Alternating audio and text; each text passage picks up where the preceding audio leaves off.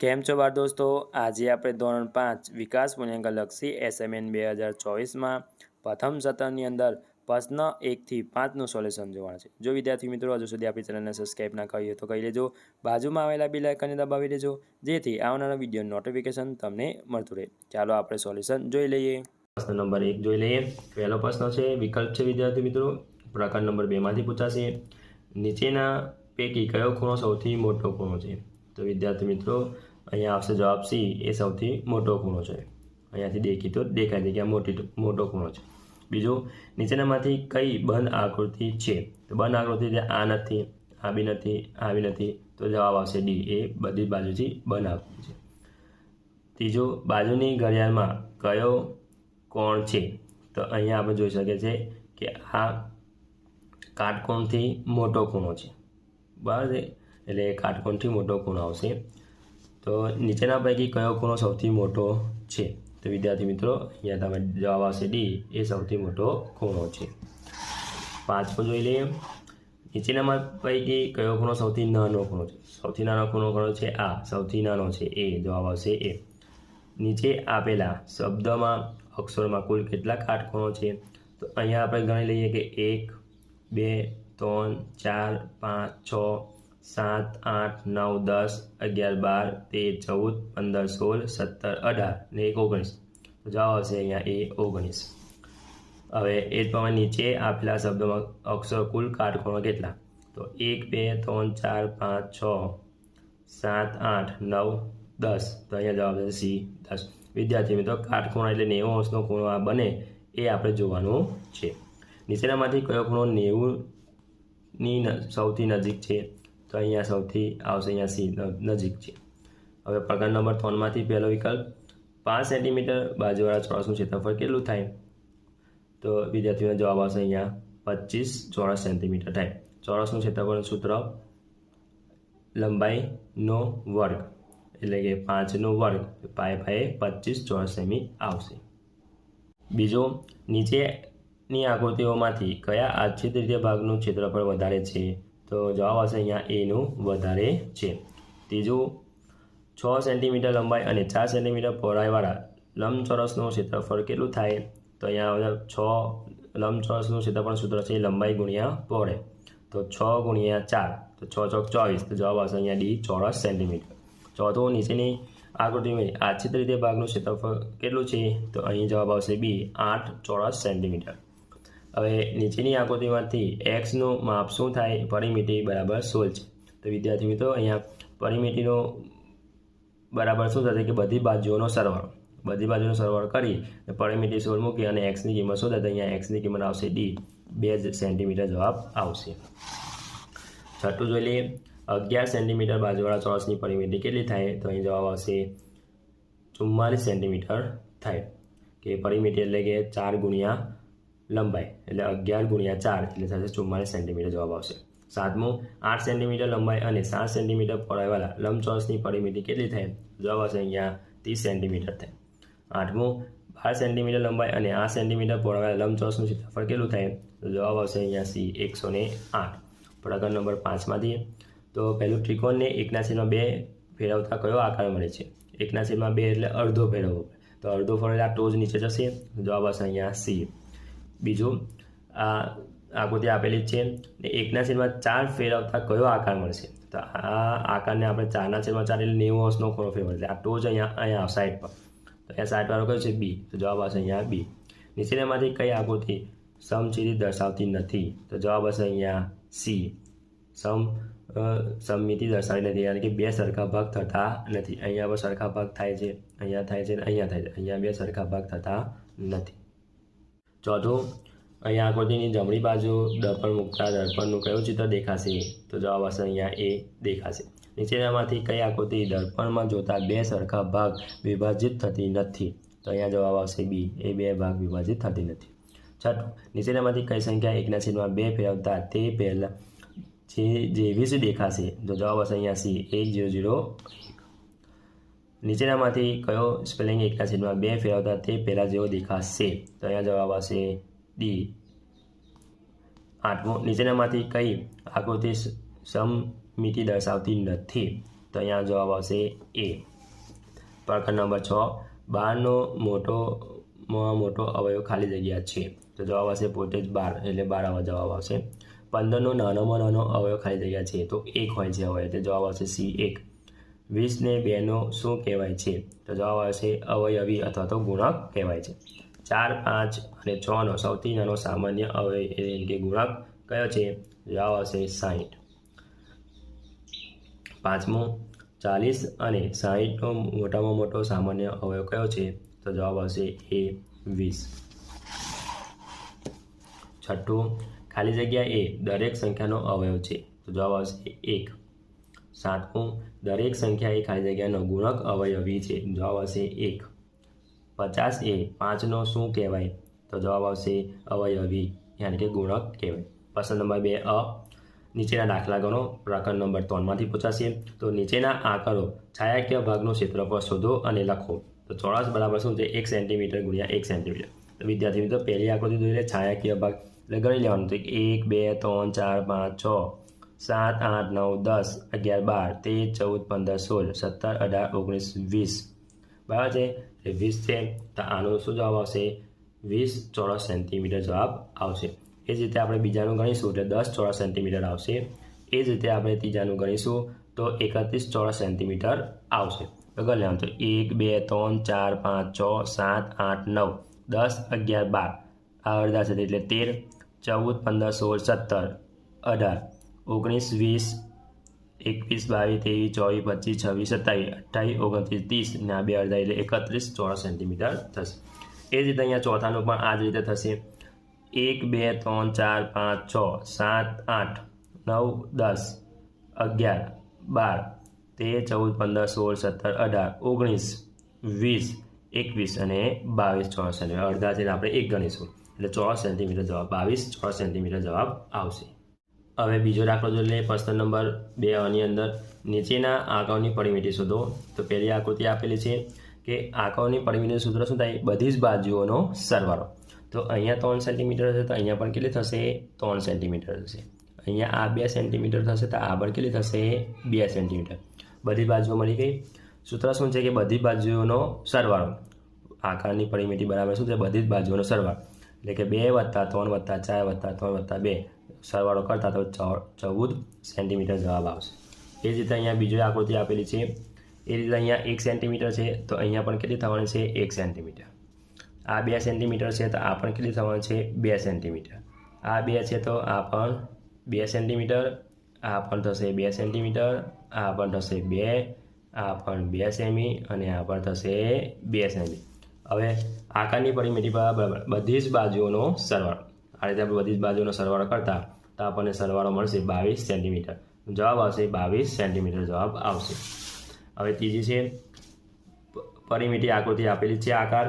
તો અહીંયા 4 સેન્ટીમીટર છે તો અહીંયા પણ કેટલા થવાના છે, 4 સેમી. અહીંયા 2 સેન્ટીમીટર તો અહીંયા પણ 2 સેમી. એટલે આકારની પરિમિતિ બરાબર બધી જ બાજુઓનો સરવાળો. એટલે કે 2 + 4 + 2 + 4 સરવાળો કરતા તો 12 જવાબ આવશે. એટલે કે આકારની પરિમિતિ થશે 12 સેન્ટીમીટર. એ જ રીતે અહીંયા ચોથું આકૃતિ આપેલી છે અને માપ પણ આપેલા છે. આંકડાઓની પરિમિતિ બરાબર બધી જ બાજુઓનો સરવાળો. 6 + 5 + 7 તો 18 સેન્ટીમીટર જવાબ આવશે. ત્રીજું, નીચેના આંકડાઓના ક્ષેત્રફળ શોધો અને લખો. તો અહીંયા એક ચોરસ બરાબર 1 સેન્ટીમીટર ગુણ્યા 1 સેન્ટીમીટર. આ ત્રિકોણ આપેલું છે, જોઈ લઈએ આપણે છાયાકીય ભાગનું. એટલે કે 1 2 3 4 5 અને આ અડધું અડધું એટલે 6 ચોરસ સેન્ટીમીટર આવશે. એ જ રીતે અહીંયા 1 2 3 4 5 6 7 8 ને 9 ચોરસ સેન્ટીમીટર. એ જ રીતે આપણે ત્રીજું જોઈશું એટલે 4 ચોરસ સેન્ટીમીટર જવાબ આવશે. અને 7મું જોઈશું તો આ જ રીતે 1 2 3 4 5 6 આ અડધું અડધું એટલે આખું થયું એટલે 7 ચોરસ સેન્ટીમીટર જવાબ આવશે. પ્રશ્ન નંબર 2 નું સોલ્યુશન જોઈએ. યોગ્ય જોડકા જોડો પ્રકરણ નંબર 4માંથી. તો અહીંયા પહેલું જોઈ લઈએ. અહીંયા તમે જોઈ શકો છો વર્તુળ આપેલું છે અને એને એક છાયાકીય ભાગ છે. તો 1 2 3 તો છેદમાં કેટલા આવશે, 3 અને એક છાયાકીય ભાગ આવશે તો 1/3 એટલે અહીંયા જવાબ શું આવશે, સી જવાબ આવશે. એ જ રીતે અહીંયા બીજું છે અડધું કરેલું છે તો 1/2 એટલે જવાબ આવશે અહીંયા ડી. એ જ રીતે અહીંયા ત્રીજું જોઈ શકો છો તમે, તો ત્રીજામાં જવાબ આવશે એ 2/3 અને ચોથામાં જવાબ આવશે 1 2 3 4 ને 5 થશે એટલે છેદમાં 5 અને 1 2 3 છાયા કેવા ભાગમાં કર્યું છે એટલે 3/5 જવાબ આવશે. એ જ રીતે બીજો પણ જોડકો છે વિદ્યાર્થી મિત્રો જોઈ લઈએ. તો અહીંયા પહેલાનો જવાબ આવશે બી કે 1/2 તો એ 2 કે 2/4 જવાબ આવશે એટલે 2 2 કટ થાય એટલે 1/2 એટલે બી જવાબ આવશે. બીજાનો જવાબ આવશે સી, ત્રીજાનો જવાબ આવશે ડી, ચોથાનો જવાબ આવશે એ. ત્રીજો જોઈ લઈએ. અહીંયા પણ જોડકા જોડો છે. તો પહેલાની અંદર જવાબ આવશે અહીંયા બી 1 2 3 4 તો 2/4 અહીંયા 2 2 કટ થાય છે તો 1/2 વધશે એટલે આ જવાબ આવશે બી 1/2. બીજાની અંદર જવાબ આવશે સી 2/3, ત્રીજાની અંદર જવાબ આવશે ડી 3/4 અને ચોથાનો જવાબ આવશે 1/4. ચોથું જોઈ લઈએ. પહેલા જોડકાની અંદર જવાબ આવશે ડી, બીજામાં જવાબ આવશે એ, ત્રીજામાં આવશે બી, ચોથામાં આવશે સી. પ્રશ્ન નંબર 3 માંગ્યા મુજબ કરો. પ્રકરણ નંબર 2માંથી પૂછાશે. તો પહેલું છે નીચે આપેલી ઘડિયાળોમાં કાંટા વડે કેવા પ્રકારનો ખૂણો બને છે? કાટકોણ, કાટકોણથી નાનો કે કાટકોણથી મોટો તે લખો. તો વિદ્યાર્થી મિત્રો અહીંયા તમે જોઈ શકો છો પહેલી ઘડિયાળ દોરેલી છે અને એ કાટકોણ અહીંયા ખૂણો દર્શાવે છે. આ ખૂણો બનશે કાટકોણથી નાનો બનશે. હવે અહીંયા બીજું જોઈ લઈએ. અહીંયા કાટકોણથી કેવો છે 90° કરતાં મોટો લાગે છે તો આ બનશે કાટકોણથી મોટો બનશે. એ જ રીતે ત્રીજું અહીંયા બને છે 90°નો ખૂણો એટલે કાટકોણથી કોણ બનશે અહીંયા. પછી અહીંયા ચોથામાં આવશે કાટકોણથી મોટો. એ જ પ્રમાણે બીજો જોઈ લઈએ. નીચેના ખૂણાઓ કોણ માપકની મદદથી માપી ખૂણાઓનું માપ લખો. વિદ્યાર્થી મિત્રો આ કોણ માપકની મદદથી તમારે ખૂણો માપવાનો છે. તો અહીંયા પહેલું જોઈ લઈએ અહીંયા બી. તો અહીંયા આ તે દેખાય છે આની પર મૂકતા આપણે તો અહીંયા 0 પર કરી દેતા અને 0 પર કરતા તો આપણને આ ખૂણો દેખાય છે અહીંયા 30 તે આ રેખા દેખાય છે એટલે આ ખૂણો બનશે આપણે 30નો ખૂણો બને છે. તો આ બનશે અહીંયા 30નો ખૂણો. એ જ રીતે અહીંયા બીજો આ આની આપણે વાઇપર મૂકતા કરતા દેખાય છે કે ભાઈ 90નો દેખાય છે તો આ ખૂણો બનશે આપણને 90. એ જ રીતે આપણે માપવાનું છે અને એ રીતે બનશે આ 50નો ખૂણો બનશે અને આ ખૂણો બનશે 130°નો બનશે. હવે પ્રશ્ન નંબર 3નું જોઈ લઈએ. નીચેના માપના ખૂણા રચો. તો વિદ્યાર્થી મિત્રો આપણે આ જ કોણ માપકની મદદથી આપણે ખૂણા દોરવાના રહેશે. અહીં પહેલો છે 65. તો વિદ્યાર્થી મિત્રો તમારે 65નો ખૂણો આ રીતે દોરવાનો છે. તો પહેલાં આપણે દોરી લેવાનું છે અને પોઈન્ટ મૂકી અને અહીંયા 65 0થી લઈ જવાનું છે અને 60 એટલે 5 અહીંયા 65 આવશે તો અહીંયા ટીપકું મૂકી અને આ રીતે તમારે પેન્સિલની મદદથી દોરી દેવાનું છે. આ થશે આપણો 65નો ખૂણો. બરાબર છે. એ રીતે આપણે જોઈ લઈએ પ્રેક્ટિકલ કરીને. તો આ રીતે તમારે ખૂણો દોરી લેવાનો છે. પહેલાં આ રીતે એક બતાવી દઉં છું તમને. અહીંયા મીંડું ધાર લેવાનું. હવે આપણે આની મદદથી આ જે દેખાય છે અહીંયા અટકાવવાનું છે. આ રીતે અહીંયા આવશે 0, 65 લઈ જવાના છે 60 આવશે 60 અહીંયા 5 ઉમેરશું તો અહીંયા આવશે આપણો 65. હવે આ પોઈન્ટ અને આ પોઈન્ટ આપણે જોઈન્ટ આ રીતે કરી લીધા અને આપણો આ ખૂણો બની જશે 65નો અને આ એરો આપણે દોરી લીધા રીતે. બરાબર છે. આ જ રીતે આપણે બધા ખૂણા દોરવાના છે. આ છે આપણે 115નો ખૂણો. મેં અહીં 115નો ખૂણો દોરેલો છે. તમારે પેન્સિલથી દોરવાનો રહેશે. હવે આવશે 90નો ખૂણો. તો આ રીતે તમારે 90નો ખૂણો દોરવાનો રહેશે. આ કોણ માપકની મદદથી દોરવાનો રહેશે. એ છે આ 45નો ખૂણો. બરાબર. ચાલો હવે પ્રશ્ન નંબર 4 જોઈ લઈએ. નીચે આપેલા ખૂણાના માપનો કેટલા અંશ ઉમેરતા કાટકોણ બને છે તે લખો. તો વિદ્યાર્થી મિત્રો આપણે કાટકોણ બનવાનો છે એટલે કે 70 ખાલી જગ્યા આપે છે તો આપણે કશું જ કરવાનું વિદ્યાર્થી 90માંથી આપણે 70 બાદ કરી નાખવાનું. તો 90માંથી 70 બાદ કરીએ એટલે 20 આવે છે તો આ ખાલી જગ્યામાં આવશે 20 અંશ. એ જ રીતે બીજું 28 + ખાલી જગ્યા તો 90માંથી આપણે 28 બાદ કરી નાખવાનું એટલે 62 આવે છે તો આપણે જવાબ આવશે અહીંયા ખાલી જગ્યામાં 62 અંશ આવે. એટલે 62 અંશ + 28 કરીશું એ બેનો સરવાળો 90 થઈશ. કાટકોણ આવે એટલે કે 90નો માપનો ખૂણો બનાવવાનો એટલે કે સરવાળો 90 થવો જોઈએ બેનો. અહીંયા 62 + ખાલી જગ્યા એટલે 90માંથી 62 બાદ કરતા એટલે આપણને મળશે 28, તો અહીંયા આવશે 28. હવે આ બેનો આપણે સરવાળો કરતા તો 90 આવવો જોઈએ, એટલે 90 આવી જાય છે. 62 ને 28 90 થાય. એ જ રીતે ચોથો જોઈ લે, 36 વત્તા ખાલી જગ્યા, તો 90માંથી 36 બાદ કરે એટલે 54, તો અહીંયા આવશે 54 આવો જવાબ આવશે. 36 વત્તા 54 કરીશું એટલે 90 થવો જોઈએ. જે પણ સંખ્યા આપેલી હોય, કોણ દોરવાનો, ખૂણો શોધવાનો હોય, તો 90માંથી આપણે જેટલા આપેલા અંશ બાદ કરીશું એ આપણે ખાલી જગ્યામાં આવી જશે. હવે વિદ્યાર્થી મિત્રો પ્રશ્ન નંબર 3 બ જોઈ લઈએ. મરકા ઘોડી જોઈ સંખ્યા અંકોમાં અને શબ્દમાં લખો. પ્રકરણ નંબર 1માંથી. તો વિદ્યાર્થી મિત્રો અહીં આપણને મરકા ઘોડી આપેલી છે. તો અહીંયા આપેલ છે એકમ, દશક, સો, હજાર, 10,000 અને લાખ. તો પહેલાં આપણે આ ઘોડી ગણ લેવાની છે કે કેટલી મીંડા એ છે. 1 2 3 4. તો અહીંયા આવશે, પહેલાંમાં 4 આવશે એકમ. હવે અહીંયા તમે ગણશો તો 1 2 3 4 5 6 7 8 9. અહીંયા આવશે 9 દશકની અંદર. અહીંયા કશું નહીં, તો આપણે શું સમજવાનું? 0. પછી અહીંયા જોવાનું કેટલા છે હજારમાં? 1 2 3. તો અહીંયા આવશે 3. પછી જોવાનું 1 2 3 4 ને 5. તો અહીંયા આવશે 5. ફરી વખત આગળ લેવાનું તો 1 2 3 4 5 6 ને 7. અહીંયા આવશે આપણે 7. અને ભારતના સંજ્ઞા પ્રમાણે એટલે આપણે મીંડું અલ્પવિરામ મૂકીશું 3 પર પછી 2. તો હવે આપણે આ શબ્દમાં લખવાનું છે. તો અહીંયા છે આપણે 7. તો એકમ, દશક, સો, હજાર, 10,000 ને લાખ, એટલે થઈ ગયા 7 લાખ. 7 લાખ. આ છે 53,000. 53,094. થઈ ગયું. આ શબ્દમાં થઈ ગયું. એ જ રીતે આપણે બીજો જોઈ લઈએ. મરકા ઘોડી આપેલી તો ગણ લઈએ. એકમમાં કયો અંક આવશે? 1 2 3 4 5 6 7. એકમમાં 7 આવશે. એ જ રીતે દશકમાં આવશે 1 2 3. જે 1 2 3 4 5. એ જ રીતે 1 2 3 4 5 6 ને 7. કંઈ નહીં તો 0. 1 2 3 4 ને 5.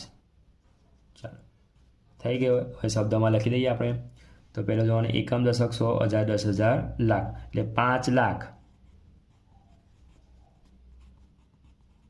7,537.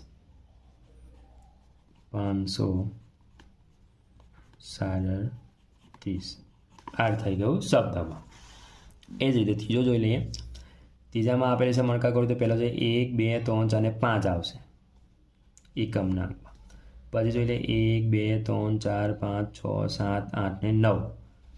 દશકમાં આવશે 9. 1 2 3 4 5 6 7 ને 8. પછી આવશે હજારમાં 1 2 3 4 5 ને 6. કંઈ નહીં તો 0. પછી આવશે 1 2 3 4. 4 થઈ ગયો. હવે થશે 4,06,895. 895. બરાબર. એ જ રીતે આપણે ચોથો જોઈ લઈએ. તો અહીંયા એકમના અંકમાં આવશે ગણ લઈએ આપણે 1 2 3 4 5 6 7 ને 8. 8. દશક અંકમાં આવશે 1 2 3 4 ને 5. 1 2 3 આવશે. કંઈ નહીં તો 0. 10,000માં આવશે 1 2 3 4 ને 5. અને લાખમાં છે 1 2 3 4 5 6 ને 7. આ થઈ ગયો. અલ્પવિરામ એટલે 1 2 3 પર અલ્પવિરામ, પછી 2 2 2 પર જવાબ. હવે બનશે 7. અહીંયા આવશે. અહીંયા 1 પર એટલે અહીંયા આવશે. એટલે 7 લાખ 50,358.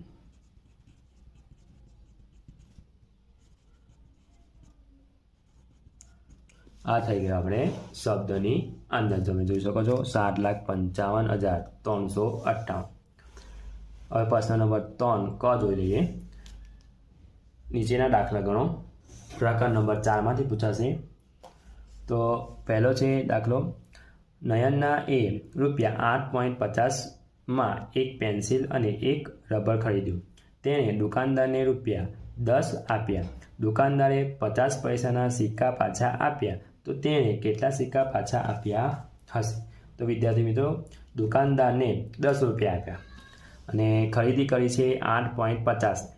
તો હવે 10માંથી 8.50 જાય એટલે 1.50 બચે, એટલે 1 રૂપિયો અને 50 પૈસા પાછા આપ્યા દુકાનદાર. તો આમાંથી 50 પૈસો એટલે 1 સિક્કો, બીજા રૂપિયાનો 2 સિક્કો એટલે રૂપિયાનો 2 અને 50 પૈસાનો 1 થયો એટલે 3 સિક્કા થયા. તો 50 પૈસાના 3 સિક્કા આપ્યા હશે દુકાનદારે. બીજો જોઈ લઈએ. મહેશને ઘરેથી શાળાએ પહોંચવા 1.1/2 કિલોમીટર અંતર કાપવું પડે છે. તેને શાળાએ જવા અને ત્યારથી ઘરે પાછા આવવા માટે કુલ કેટલું અંતર કાપવું પડે? તો જવા માટે કેટલું? 1.1/2 વત્તા પાછું આપવાનું છે શાળામાંથી ઘરે, તો 1.1/2. તો અહીંયા 2 એકા 2 તો 1 ઉમેરે એટલે 3/2 વત્તા 3/2. લસા લઈ લીધા 2, 3 વત્તા 3 એટલે 6/2. તો 6ના ભાગ પર 3 × 6 / 2, 2 અહીંયા કટ થાય એટલે 3 કિલોમીટર થશે. એટલે કે કુલ અંતર કેટલું કાપશે? 3 કિલોમીટર કાપશે. ત્રીજું, એક બેકરીવાળાએ બપોરે 2:30 વાગ્યે કેકને બ્રેકિંગ કરવા મૂક્યું હતું. તે કેક 1.1/4 કલાક પછી તૈયાર થઈ જશે. તો કેક કેટલા વાગે બ્રેકિંગથી બહાર કાઢી લેવી જોઈએ? તો 1.1/4 કલાક એટલે કે 1 અને 15 મિનિટ, 1 કલાક અને 15 મિનિટ થાય. તો આપણે 2:30 વાગે એટલે 1, 2 એટલે 30 અને 1 ને 15 બાદબાકી એટલે સરવાળો કરતા, કેમ કે સમય વધશે, આપણે સરવાળો કરતા એટલે 3 વાગ્યા અને 45 મિનિટ થશે. એટલે કે 3 ને 45 વાગે બ્રેકિંગમાંથી બહાર કાઢી લેવી જોઈએ. ચોથો આવશે, જયસિંહે દિવસના 1/6 ભાગ પિયાનો વગાડવામાં પસાર કર્યો. તો તેણે દિવસમાં કેટલા કલાક પિયાનો વગાડ્યો હશે? તો એક દિવસનો છે 24 કલાક. તો 1/6 ભાગમાં, તો 1/6 ગુણ્યા 24 કરતા 6 ગુણ્યા 4, તો 24ના ભાગ પડશે, 6 અહીંયા કટ થશે એટલે કે 4 કલાક જવાબ આવશે.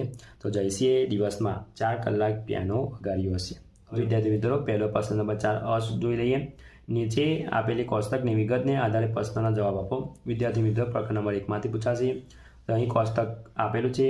કેરીની જાત, ભાવના પ્રતિ કિલોગ્રામ, એટલે કે બદામ કેરી 1 કિલોનો ભાવ છે 80 રૂપિયા, ટોટાપુરીનો ભાવ છે કિલોનો 60 રૂપિયા, હાફૂસ 70 રૂપિયાનો ભાવ છે, લંગડો કેરી છે 90 રૂપિયા અને કેસર છે 130 રૂપિયા આપ્યો. હવે પ્રશ્નનો જવાબ જોઈ લઈએ. પહેલો પ્રશ્ન છે, ઉમંગભાઈ 3 કિલો કેસર કેરી ખરીદે છે. તો તેમણે કેટલા રૂપિયા ચૂકવવા પડે? તો કેસર કેરીનો ભાવ છે 1 કિલો કેસરનો ભાવ છે 130 રૂપિયા. તો 3 કિલો કેસરનો ભાવ કેટલો થાય? તો 3 ગુણ્યા 30, તો અહીંયા ગુણાકાર કરવાનો આપણે 130 ગુણ્યા 3, તો જવાબ આવશે ₹390. તો તેમણે ₹390 ચૂકવવા પડે. બીજો છે, જયસિંહબેને 4 કિલોગ્રામ લંગડો કેરી અને નીલાબેને 4 કિલોગ્રામ હાફૂસ કેરી ખરીદી છે. બંને દુકાનદારે કેટલા રૂપિયા ચૂકવ્યા હશે? તો અહીં વિદ્યાર્થી મિત્રો, જયસિંહબેનનું જોઈ લે પહેલાં. 1 કિલોગ્રામ લંગડો કેરી એટલે ₹90 અને 4 કિલો ખરીદી છે તો કેટલા? તો 4 ગુણ્યા 90, તો અહીંયા થશે 360 રૂપિયા થશે. હવે નીલાબેનનું જોઈ લે. 1 કિલોગ્રામ હાફૂસ કેરીનો 70 રૂપિયા ભાવ છે. તો એમને 4 કિલો ખરીદી હાફૂસ કેરી તો કેટલા? 4 ગુણ્યા 70 એટલે 280 રૂપિયા થશે. જયસિંહબેને ₹360 અને નીલાબેને 280 રૂપિયા ચૂકવ્યા હશે. ત્રીજું, પ્રદીપભાઈ 5 કિલોગ્રામ ટોટાપુરી કેરી અને કપિલભાઈ 4 કિલોગ્રામ લંગડો કેરી ખરીદે છે. બંનેમાંથી કોણે વધારે રૂપિયા ચૂકવવા પડશે અને કેટલા? તો પહેલાં પ્રદીપભાઈનું જોઈ લઈએ. 1 કિલોગ્રામ ટોટાપુરીનો ભાવ છે 60 રૂપિયા. તો 5 કિલોગ્રામ ટોટાપુરી કેટલા? તો 5 ગુણ્યા 60 એટલે 300 રૂપિયા થશે. હવે કપિલભાઈનું જોઈ લઈએ. 1 કિલોગ્રામ લંગડો કેરીનો ભાવ છે 90 રૂપિયા. તો 4 કિલોગ્રામ લંગડાના કેટલા? 90 ગુણ્યા 4 કરીશું તો 360 રૂપિયા થશે. તો આમાંથી આપણે 360 મળી 300 બાદ કરતા એટલે 60 રૂપિયા વધશે. એટલે કે કપિલભાઈએ વધારે રૂપિયા ચૂકવવા પડશે અને ₹60 ચૂકવવા પડશે વધારાના. ચોથો જોઈ લઈએ. રમણભાઈ 2 કિલોગ્રામ કેસર કેરી, 3 કિલોગ્રામ લંગડો કેરી અને 1 કિલોગ્રામ બદામ કેરી ખરીદી છે. તો તેમણે દુકાનદારે કુલ કેટલી રકમ ચૂકવવી પડે? તો કેસર કેરીનો ભાવ છે 1 કિલોનો 130 રૂપિયા. તો 2 કિલોગ્રામના કેટલા? 130 ગુણ્યા 2 એટલે ₹260. હવે લંગડો કેરી છે 1 કિલોગ્રામ લંગડા કેરીનો ભાવ છે ₹90. તો 3 કિલોગ્રામ લંગડા કેરીનો ભાવ કેટલો થશે? તો 90 ગુણ્યા 3 કરીશું તો ₹270 થશે. હવે બદામ કેરીનું જોઈ લઈએ તો 1 કિલોગ્રામ બદામનો કેરીનો ભાવ છે ₹80, તો કુલ રકમ જોઈ લઈએ તો ₹260 કેસર કેરીના છે, ₹270 લંગડા કેરીના છે અને ₹80 બદામ કેરી. સરવાળો કરતા તો 610 આવશે, એટલે દુકાનદારને કુલ ₹610 ચૂકવવા પડે. પાંચમું જોઈ લઈએ, વિજયભાઈ પાસે ₹240 છે, તેમાંથી તે ચોથા ભાગના રૂપિયાની ટોટાપોળી કેરી અને બાકીના રૂપિયાના લંગડો કેરી ખરીદે છે, તો તેમણે કેટલા કિલોગ્રામ ટોટાપોળી અને કેટલા કિલોગ્રામ લંગડો કેરી ખરીદી હશે? તો કુલ રૂપિયા છે ₹240, એમાંથી ચોથા ભાગના રૂપિયાને શું કરે છે? ટોટાપોળી કેરી, એટલે 240 ભાગ્યા 4 કરીશું તો થશે ₹60, એટલે કે ટોટાપોળી 1 કિલોનો ભાવ ₹60 છે, તો 1 કિલોગ્રામ ટોટાપોળી ખરીદશે ₹60ની અને 240માંથી 60 બાદ કરતા તો ₹180 આવશે. તો અહીંયા ભાવ છે, અહીંયા વિદ્યાર્થી મિત્રો આ ના જોતા આ જોજો. હવે ₹90નો લંગડો કેરી એક ભાવ છે, તો ₹180 લંગડા કેરીના કેટલા? તો 180ના છેદમાં 90, આપણે અહીંયા 90 દો 180, 90 કટ થઈ જાય તો 2 કિલોગ્રામ બચશે. તો વિજયભાઈ 1 કિલોગ્રામ ટોટાપોળી અને 2 કિલોગ્રામ લંગડો કેરી ખરીદી હશે. છઠ્ઠો જોઈ લઈએ, ઉષાબેન 2 કિલોગ્રામ કેસર કેરી અને 2 કિલોગ્રામ લંગડો કેરી ખરીદે છે અને દુકાનદારને ₹500ની નોટ આપે છે, તો દુકાનદાર તેમને કેટલા રૂપિયા પાછા આપશે? તો 1 કિલોગ્રામ કેસર કેરીનો ભાવ છે ₹130, એવી કેટલી ખરીદે છે? 2 કિલોગ્રામ કેસર કેરી ના કેટલા? 130 ગુણ્યા 2 એટલે થશે ₹260. હવે 1 કિલોગ્રામ લંગડો કેરીનો ભાવ છે ₹90, તો 2 કિલોગ્રામ લંગડા કેરીનો ભાવ થશે કેટલો? પાછના ચિહ્ન ચોકડી ગુણાકાર કરીશું, એટલે 2 ગુણ્યા 90 એટલે થશે 90 દુ ₹180. તો કેસર કેરી અને લંગડા કેરીનો રૂપિયા થશે 260 વત્તા 180 કરીશું તો ₹440 થશે. તો દુકાનદારે કેટલા રૂપિયા આપ્યા? ભાઈ ₹500 આપ્યા. તો ખરીદી કેટલાની કરી આપણે? 440ની, તો આપણે શું કરીશું? માઇનસ કરીશું. તો 500માંથી 440 થાય તો 60 વધે, એટલે દુકાનદાર ઉષાબેનને ₹60 પાછા આપશે. સાતમું જોઈ લઈએ, સંસ્કારભાઈ 2 કિલોગ્રામ લંગડો કેરી અને 1 કિલોગ્રામ ટોટાપોળી કેરી ખરીદે છે, તો તેમણે કેટલા રૂપિયા ચૂકવવા પડશે? તો લંગડા કેરીનો જોઈ લઈએ, 1 કિલોગ્રામ લંગડા કેરીનો ભાવ છે 90, તો 2 કિલોગ્રામ લંગડા કેરીનો કેટલો? 90 ગુણ્યા 2 એટલે ₹180 થાય. હવે 1 કિલોગ્રામ ટોટાપોળીનો ભાવ છે 60, એટલે 180 વત્તા 60, તો સરવાળો કરતાં ₹240 થશે, એટલે કે આમ ₹240 ચૂકવવા પડશે. આઠમું જોઈ લઈએ, સેજલબેન 2 કિલોગ્રામ બદામ કેરી અને 2 કિલોગ્રામ કેસર કેરી ખરીદે છે, તો તેમને કેટલા રૂપિયા ચૂકવવા પડે? તો પહેલું આપણે બદામ કેરીનું શોધી લઈએ. તો 1 કિલોગ્રામ બદામ કેરીનો ભાવ છે ₹80, તો 2 કિલોગ્રામ બદામ કેરીનો કેટલો? 80 ગુણ્યા 2 એટલે ₹160 થશે. એ જ રીતે કેસર કેરીનો શોધી લઈએ. 1 કિલોગ્રામ કેસર કેરીનો ભાવ છે ₹130, તો 2 કિલોગ્રામ કેસર કેરીનો ભાવ કેટલો? 130 ગુણ્યા 2 એટલે 130 ગુણ્યા 2 કરીશું એટલે 260 થશે. તો કુલ રૂપિયા કેટલા થશે? 160 બદામ કેરીના, 260 કેસર કેરીના, સરવાળો કરતાં ₹420 થશે. આમ સેજલબેને ₹240 ચૂકવવા પડે. હવે વિદ્યાર્થી મિત્રો પ્રશ્ન નંબર 4નું બનું સોલ્યુશન જોઈ લઈએ. નીચેના આકારો 1/2 ભાગમાં ફેરવવાથી અને 1/4 ભાગમાં ફેરવવાથી કેવા દેખાશે તે દોરો. તો પ્રકરણ નંબર 5માં રહેશે પહેલો આકાર ત્રિકોણ છે, તો એ 1/2 ભાગમાં ફેરવતા કેવો દેખાશે? તો અહીંયા આપણે જોઈશું કે 2 ભાગમાં ફેરવતા એટલે અડધો ભાગ એટલે આટો કઈ જશે? નીચે જશે. તો આ આપણને આવો દેખાશે. 1/2 ભાગ એટલે અડધું કરવું પડે, એટલે આ અહીંથી આખું ચક્કર ખાતા એટલે આવું દેખાશે. હવે 1/4 ભાગમાં ફેરવવાથી કેવો દેખાશે? તો હવે આજને ફેરવતા આને ફેરવતા તો આ બાજુ થશે અડધો, એટલે તો આમ થશે, આમ થશે.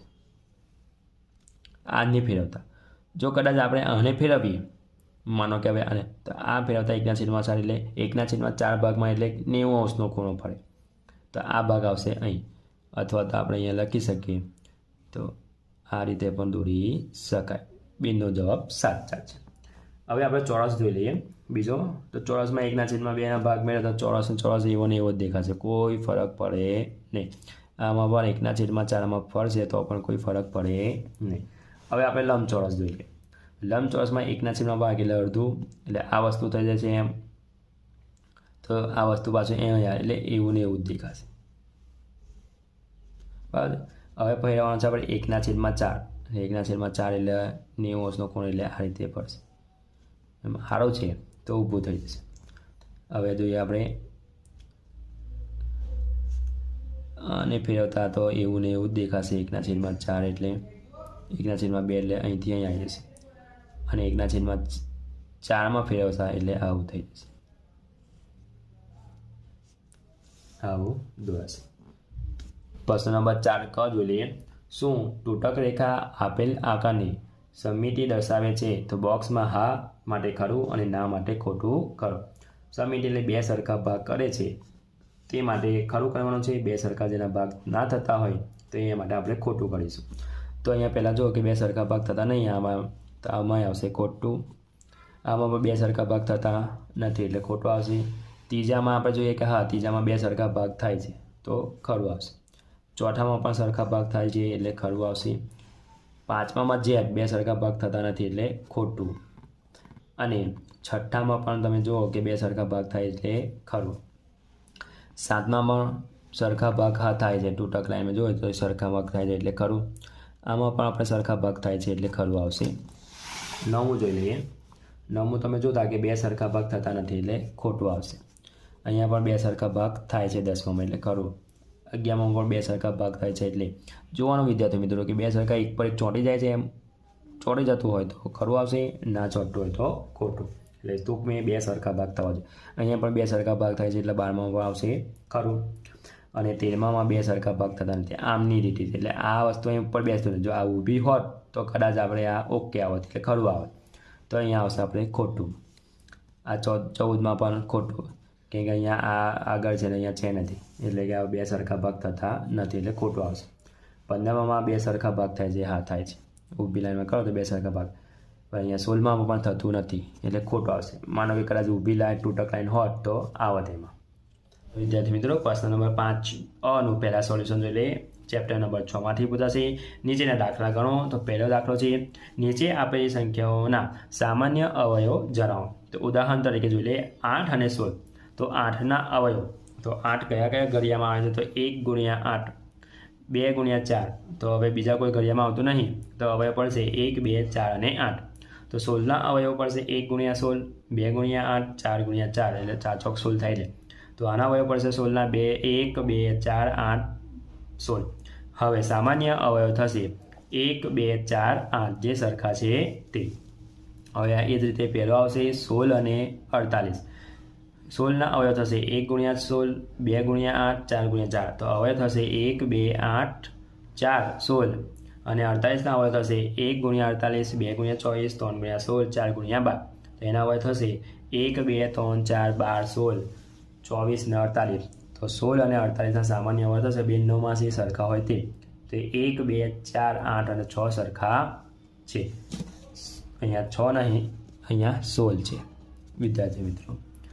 હવે આવશે બીજું 7 અને 14. તો 7ના અવયવ થશે 7 × 1. બસ 7ના અવયવ થશે 1 ને 7.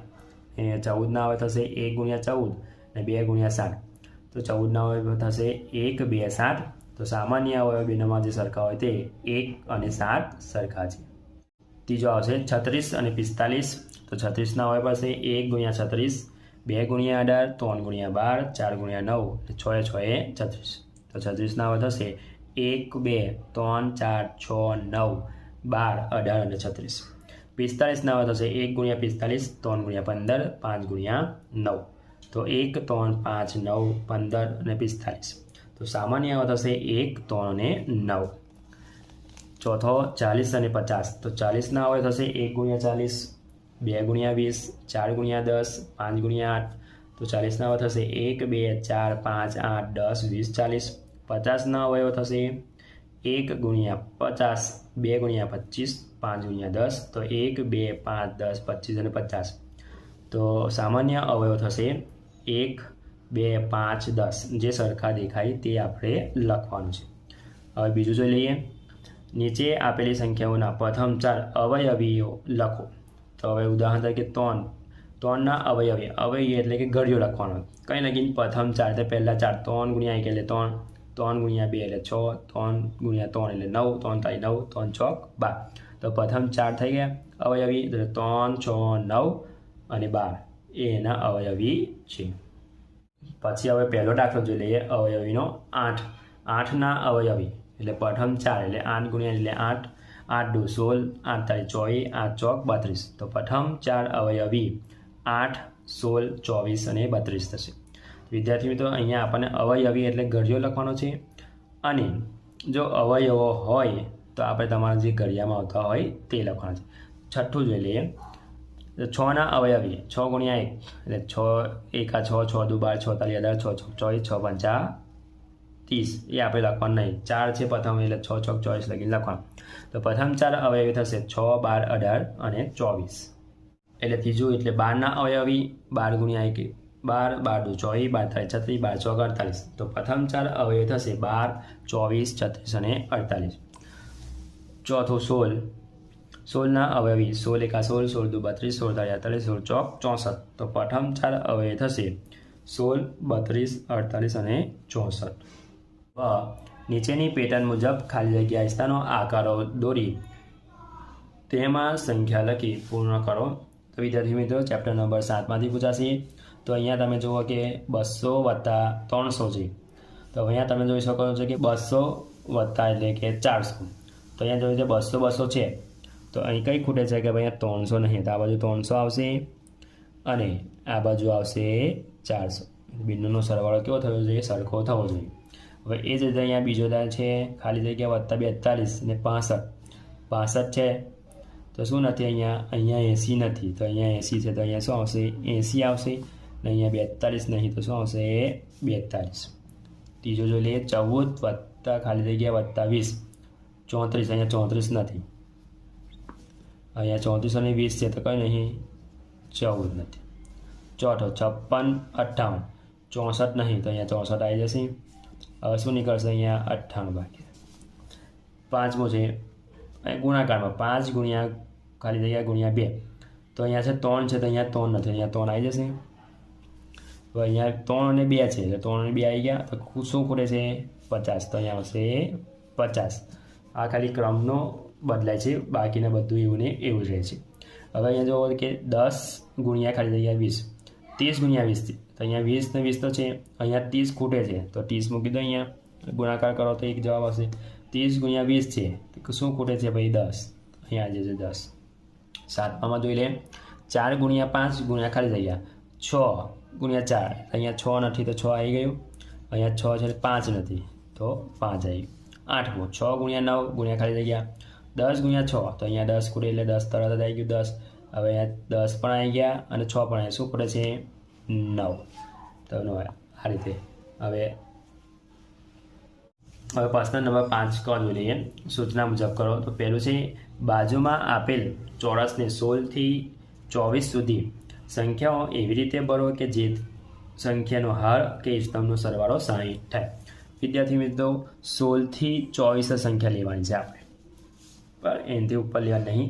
તો વિદ્યાર્થી મિત્રો 16 થી 24ની સંખ્યાની વચ્ચે જ કોઈ સંખ્યા થાય તો સરવાળો કેટલો થવો જોઈએ? 60. બરાબર. તો અહીંયા તમે જુઓ કે 17 છે ને 21 છે, બરાબર. આ કોષ્ટક આપણને આપેલું છે તો આ જવાબ છે. તો એ 17નો સરવાળો શું કરવાનો? બંનેનો સરવાળો કરવાનો. જે જવાબ આવે તે 60 વડે બાદબાકી કરી નાખો એટલે શું આવશે? અહીંયા આપણને જવાબ મળી જશે. એટલે શું આવશે? અહીંયા 22. એ જ રીતે અહીંયા 17 અને 19નો સરવાળો કરવાનો.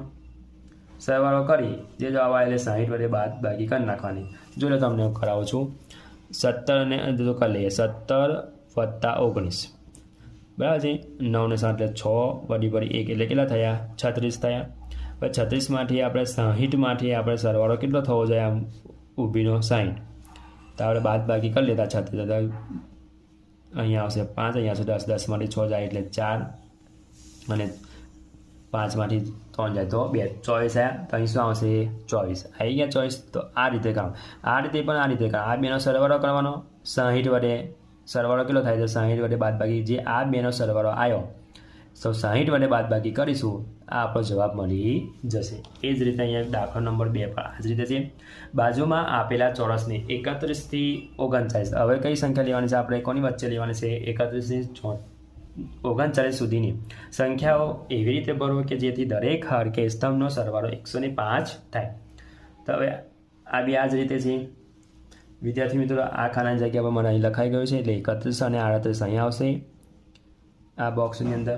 હવે તમે જોઈ શકો છો કે ભાઈ આ બેનો સરવાળો, ચાલો આ બેનો સરવાળો કરીએ. ચાલો કરી જોઈએ એક દાખલો.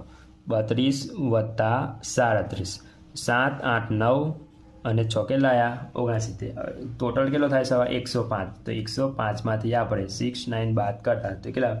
દશક લેવું પડશે. અહીંયા 0, અહીંયા 9 થશે 9, અહીંયા થશે 15. 15માંથી 9 જાય એટલે 4, 15માંથી 9 જાય એટલે શું આવશે? 6 અને 9માંથી એ જાય તો 3 એટલે 36 થયા. તો આપણને શું મળશે? અહીંયા 36 મળશે. આવી ગયો 36 તમારો જવાબ.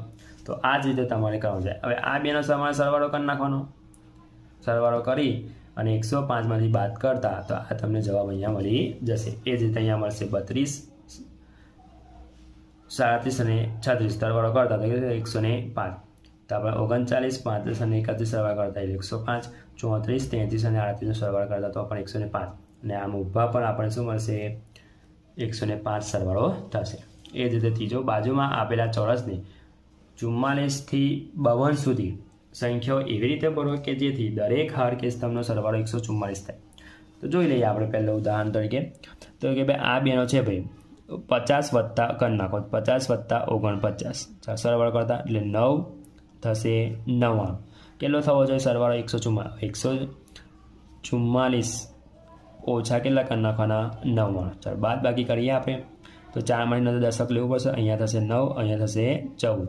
તો 14માંથી 9 જાય એટલે 5 થશે. 3માંથી 9 ના જાય તો દશક લેવું પડશે એટલે અહીંયા 0 થશે. અહીંયા થશે 13. હવે 13માંથી 9 જાય તો કેટલા બચશે? 4. કેટલા થઈ ગયા? 45. તો અહીં કેટલા આવશે? આપણે 45 થઈ ગયા.